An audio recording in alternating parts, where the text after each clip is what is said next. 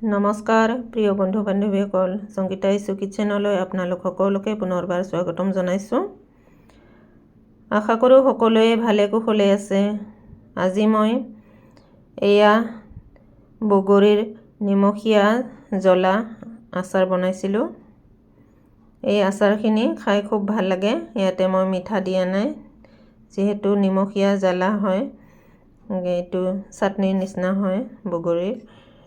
এইখিনি আহকচোন চাওঁ মই কেনেকুৱা বনালোঁ, চাই লওক।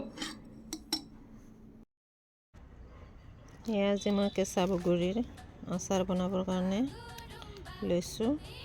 এই বগৰীকেইটা অকণমান শুকাই লৈছোঁ আৰু কাটি এনেকুৱা ধুনীয়াকৈ তিনি পিচ কৰি কাটি মই শুকাই ল'ম। এনেকুৱা কাটি শুকালে ভিতৰত পোক পৰুৱা থাকিলে, পকাই খোৱা থাকিলে এইবিলাকো গম পোৱা যায়। এনেকুৱা ধুনীয়াকৈ মই ধুই ভালকৈ একৰট শুকুৱাই লৈছোঁ।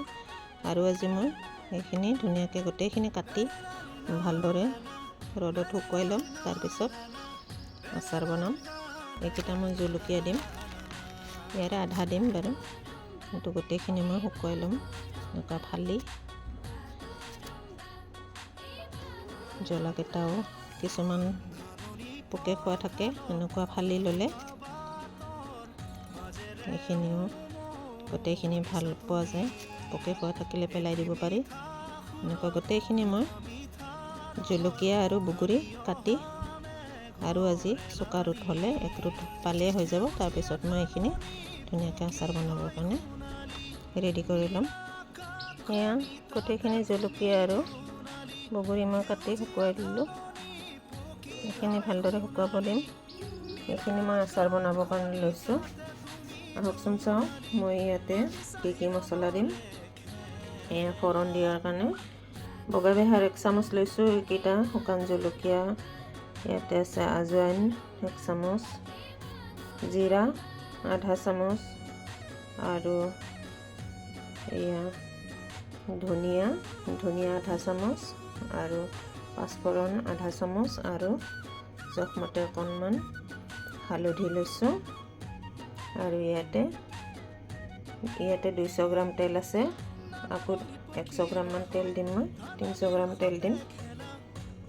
এইখিনিয়ে যিহেতু বগৰী হয়, মই বহুত বেছি মছলা দিয়া নাই।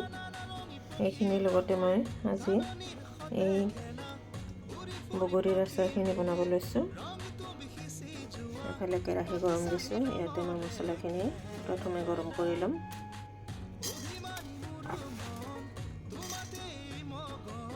এই মছলাখিনিতে মই জোখমতে নিমখখিনিও দি দিছোঁ।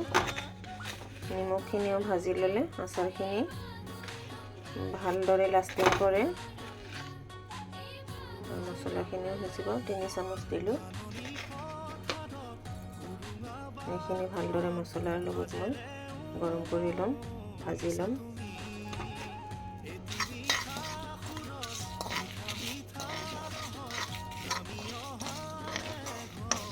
নিমখখিনি ভাজি ল'লে নিমখত থকা পানীখিনি শুকাই যায় ধুনীয়াকৈ। মছলাখিনিও গুড়া হ'ব আৰু মোৰ আচাৰখিনিও লাষ্টিং কৰিব।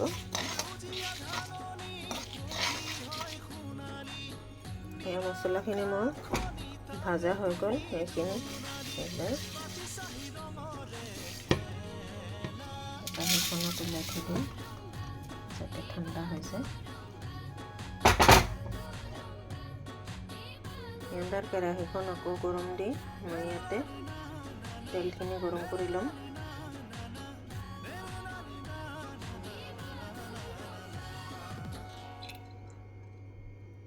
$200 গ্ৰাম তেল দিলোঁ আৰু 100 গ্ৰাম তেল দিম মই।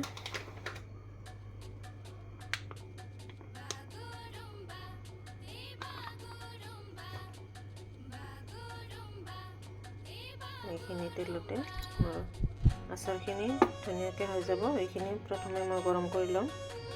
এয়া তেলখিনি ভালদৰে গৰম হৈ গ'ল।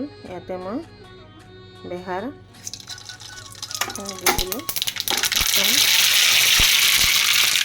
জলকীয়াখিনিও দিলোঁ। জলকীয়াখিনি দিলে ইয়াৰ পৰা ধুনীয়া ফ্লেভাৰটো ওলাব, সেইটো কাৰণে দি দিলোঁ। এইবাৰ মই বগৰীখিনিকে দি দিম। গেছটো মই বন্ধ কৰি লৈ ল'লোঁ।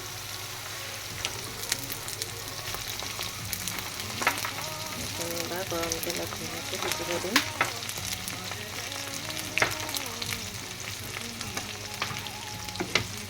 হালধি আদাখিনি দি দিলোঁ। এইবাৰ মই মছলাখিনি দি দিছোঁ। মছলাখিনি মই খুন্দনাতে পিচিছোঁ। যিমানখিনি নিমখ লাগে ধুনীয়াকৈ মই গোটেইখিনি পিচি ল'লোঁ। এই আচাৰখিনি বেয়া হোৱাৰ কোনো চান্সে নাই, যিহেতু জলকীয়া আৰু বগৰী মই ধুনীয়াকৈ শুকাই লৈছোঁ। ইয়াতে অকণমানো পানী নাই। এইখিনি ধুনীয়াকৈ গোটেইখিনি মিক্স কৰি লৈ এইখিনি বৈয়াম এটাত ভৰাই ল'ম। এইখিনি ৰ'দত নিদিলেও হ'ব, যিহেতু মই ৰ'দত ধুনীয়াকৈ শুকাই লৈছোঁ।